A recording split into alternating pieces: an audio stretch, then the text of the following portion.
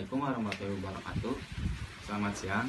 Saya di sini akan mempresentasikan hasil kerja kelompok kami yang mengenai coral bleaching atau pemutihan karang. Sebelum pemaparan, saya izinkan saya memperkenalkan diri. Saya sendiri Akbar Iqbali dan rekan kerja saya ada Anggita Ayu, yang kedua ada Najib Saiful, yang ketiga ada Nafisa Ulfa, yang keempat ada Faris Iqbal, dan yang terakhir ada Faisal Dharma. Kita langsung ke materi. Definisi coral bleaching. Coral bleaching sendiri diambil dari dua kata, yaitu coral dan bleaching. Coral dalam bahasa Indonesia itu karang. Karang adalah hewan yang bersifat eksotermik yang hidup dalam kondisi isotermal dengan suhu global antara 18 sampai 30 derajat Celcius. Dan definisi karang tersebut ada dua kata kunci, yaitu eksotermik dan isotermal. Eksotermik sendiri yaitu hewan yang berdarah dingin yang suhu tubuhnya mengandalkan sumber-sumber eksternal seperti dari matahari ataupun dari ganggang. Nah, yang kedua ada isotermal. Isotermal adalah perubahan keadaan gas pada suhu yang tetap. Nah, jadi karang itu adalah hewan yang berdarah dingin yang suhu tubuhnya mengandalkan dari sumber-sumber eksternal dan hidup di kisaran suhu 18 sampai 30 derajat Celcius. Nah, kita lanjut ke coral bleaching. Coral bleaching merupakan perubahan warna pada jaringan karang dari warna kecoklatan, kehijauan menjadi putih. Coral bleaching sendiri di Indonesia sering disebut dengan pemutihan karang. Pemutihan karang atau coral bleaching terjadi akibat hilangnya mikroalgae pada jaringan karang, di mana mikroalgae tersebut berfungsi sebagai memberikan warna dan penyuplai makanan pada karang di polip karang, kurang lebih 97%. Mikroalgae yang kita kenal yaitu bernama Zooxanthellae. Nah, di sini saya memiliki gambar pemutihan karang di Indonesia yang dikutip di World Comparative Monitoring Center. Di sini ada titik berwarna putih, krem dan merah. Titik putih di sini intensitasnya rendah, yang krem di sini sedang, dan merah tinggi. Di Indonesia sendiri dominannya berwarna merah. Apalagi di Pulau Sumatera, Kalimantan, dan Jawa. Di Pulau Jawa ini ada intensitas berwarna krem, yaitu sedang. Jadi kesimpulannya itu coral bleaching adalah merupakan peristiwa keluarnya Zooxanthellae yang ditandai dengan memudarnya warna karang menjadi putih. Selanjutnya slide kedua menjelaskan penyebab terjadinya coral bleaching yang akan dijelaskan oleh rekan saya. Baik, saya akan menjelaskan penyebab dari coral bleaching. Yang pertama ada suhu.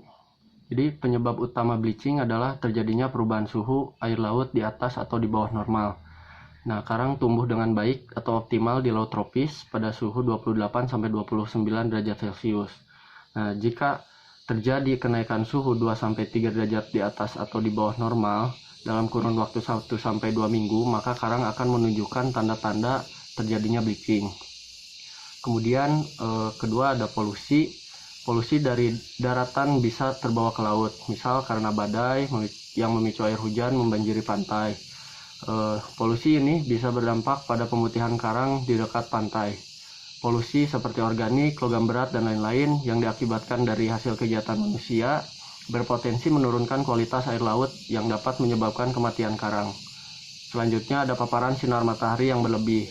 Saat suhu udara sedang tinggi, paparan sinar matahari yang terlalu lama bisa menyebabkan pemutihan karang di perairan dangkal. Nah, ini jadi ketika suhu naik, maka si kantung lisosom yang terdapat di koral atau terumbu karang akan pecah dan mengakibatkan coral bleaching atau pemutihan pada terumbu karang. Selanjutnya ada pasang surut yang ekstrim. Jika terjadi pasang surut ekstrim, terumbu karang bisa terpapar langsung dengan udara. Ini juga bisa jadi pemicu pemutihan karang. Selain itu juga berpengaruh terhadap suhu yang diterima oleh si koralnya atau terumbu karangnya. Jadi bisa lebih tinggi dan kasusnya hampir sama seperti di paparan sinar matahari yang berlebih.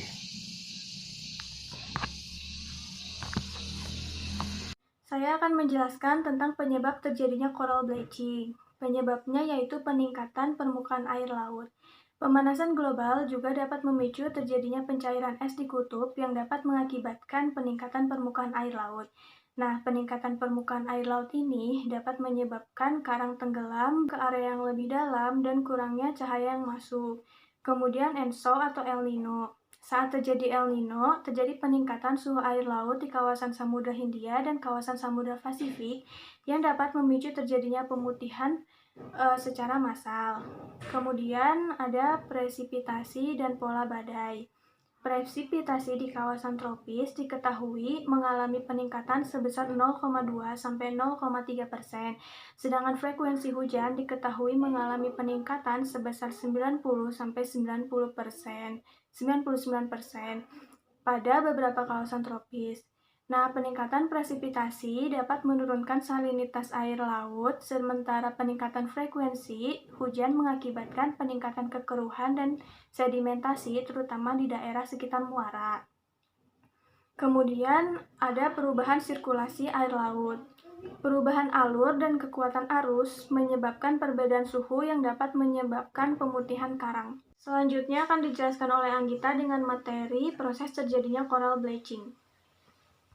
Selanjutnya, saya akan menjelaskan tentang proses terjadinya coral bleaching. Karang adalah hewan laut yang hidup dalam koloni-koloni individual polip kecil dan identik. Polip karang menghasilkan kerangka kapur. Penumpukan kerangka kapur yang terjadi lebih dari ratusan tahun oleh jutaan polip menciptakan terumbu karang. Karang mendapatkan makanan mereka dari ganggang mikroskopis yang hidup di dalam jaringan mereka. Ganggang mengkonversi dari energi matahari menjadi makanan, terutama dalam bentuk gula. Gangganglah yang menyebabkan terumbu karang memiliki warna-warni terang. Coral bleaching terjadi ketika kenaikan suhu laut yang menyebabkan ganggang menghasilkan racun. Kenaikan suhu laut tersebut disebabkan oleh aktivitas-aktivitas manusia. Untuk membela diri, karang kemudian mengusir ganggang hingga memperlihatkan kerangka kapur mereka. Hal inilah yang disebut dengan coral bleaching. Karang tanpa ganggang menyebabkan resiko kematian pada karang dan berakibat pada perusakan ekosistem laut. Assalamualaikum warahmatullahi wabarakatuh. Di sini saya akan coba menjelaskan tentang solusi mencegah coral bleaching atau penanggulangan coral bleaching. Nah, apakah karang yang telah mengalami coral bleaching atau pemutihan bisa dapat ditanggulangi? Ya, secara umum, coral bleaching bisa ditanggulangi dengan penanaman ganggang di atas coral tersebut. Jadi si ganggang itu ditanam di atas coral. Nah, fungsinya si ganggang itu sebagai sumber energi bagi si coral tersebut atau si karang tersebut. Tapi tidak semua coral atau karang dapat ditanggulangi. Ya, kembali lagi terhadap jenis karangnya dan juga tingkat stres yang dialami karang akibat naiknya suhu air laut di sekelilingnya. Jadi beberapa karang ada yang sangat sensitif terhadap perubahan suhu air laut dan ada jenis karang yang cukup kuat untuk bertahan hidup di laut itu sendiri. Nah, coral bleaching ini dapat terjadi akibat ulah kegiatan manusia atau meningkatnya suhu air laut. Mungkin cukup sekian penjelasan dari solusi dari saya. Bisa dilanjut dengan saya. Terima kasih. Kali ini saya akan menjelaskan contoh kasus dari coral bleaching. Laporan pertama tentang pemutihan karang massal baru terjadi pada tahun 1979 ketika fenomena bleaching ini benar-benar terjadi serempak pada seluruh terumbu karang di berbagai kawasan. Pemutihan karang massal secara global terjadi pada tahun 1997 atau 1998 dalam skala yang tak pernah terjadi sebelumnya.